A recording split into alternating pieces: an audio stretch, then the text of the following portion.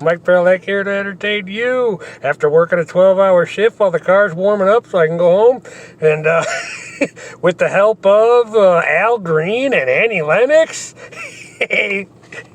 Think of your hello man, lend him a helping hand, put a little love in your heart. This is the Scrooged soundtrack today at work. Interesting soundtrack. It's got some jazzy Christmas tunes on it. I'm getting ready for Christmas, so I don't want to go hardcore yet, so I figured the soundtrack to Scrooged was good enough. You got that Get Up and Dance by Kool Moe Dee. That's the song they play in that sequence of the movie where the lady's complaining, I can't allow this outfit on the air. Why not? Well, you can see her nipples. I want to see her nipples. But this is a Christmas show. Well, I'm sure Charles Dickens would have wanted to see her nipples. And then the stage clergyman pops in. You can barely see them nipples. See? And this guy is really looking.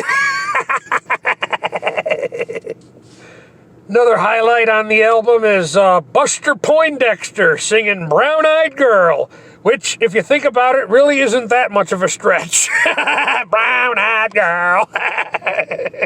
And not Nat King Cole, but Natalie Cole singing a Christmas song. Probably one of the main reasons a lot of people bought the album back in '88.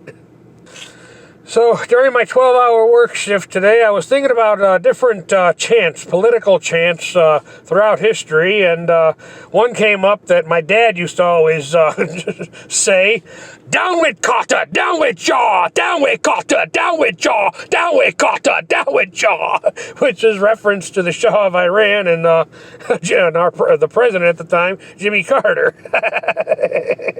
And you could correlate that to, I guess, what chant could you correlate that to it nowadays? Let's go, Brandon! Even my ma says that a lot of the BS that's going on in the world right now is like a mirror image of what was going on in 1979.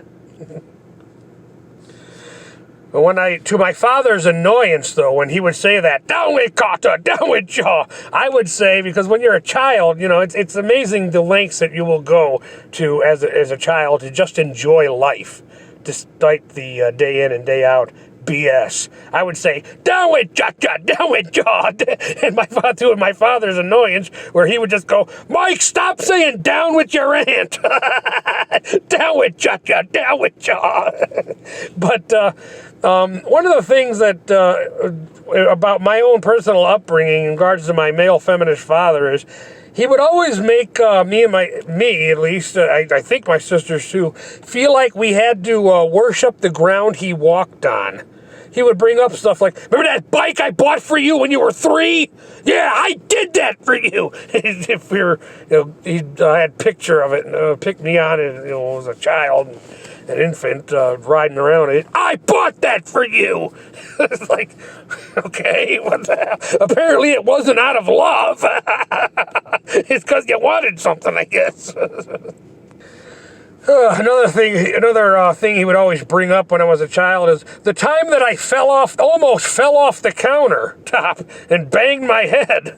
He's like, and I saved you.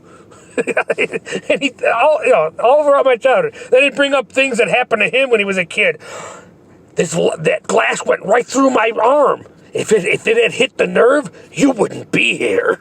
He would say shit like that to me when I was a child. But it got me thinking today, maybe that time that he saved me from falling off the counter, maybe that was the 45th time, because he didn't want to go into the first 44 times that I fell off the counter and in fact hit my head. That would explain. That might explain some stuff. Speaking of childhood memories, a coworker today helped me remember something that's been in the back of my memory for years. I was probably 3 years old last time I saw this.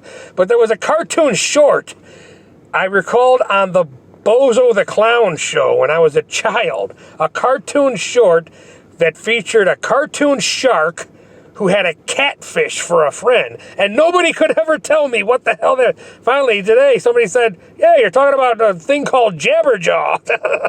Okay, so I'm going to Google that and see if that is, in fact, what I'm remembering. A cartoon short that featured a shark with a catfish for a buddy. And another coworker brought up a character, too, called Mr. DeBragger, who apparently lied a lot. So I'll have to Google that, too, and find out what's going on there. Mr. DeBragger. You brag about stuff. His outlandish stories. Oh, he saved the world or something. Oh, God. Okay. That's enough. Time for me to go home and go to bed. Mike Parallax, thank you for your time.